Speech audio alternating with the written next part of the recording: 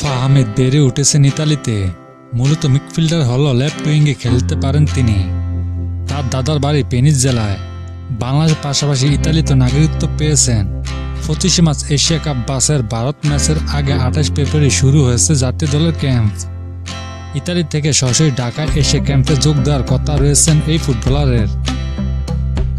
Forward লাইনে অন্যতম ভরসার নাম হতে পারে বাংলাদেশি বংশোদ্ভূত ইতালিয়ান প্রবাসী ফুটবলার ফাহামুদুল ইসলাম।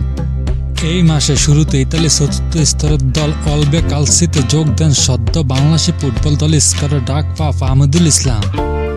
ইতালি ক্লাবটি মূল দলে এখনো অভিষেক হয়নি 18 বছর বয়সী এই ফুটবলারের। হামদার সাথে ফাহামুদুল থাকলে বাংলার জাতীয় দল যে আরও শক্তিশালী হয়ে মাঠে ফিরবে এতে কোনো সন্দেহ নেই।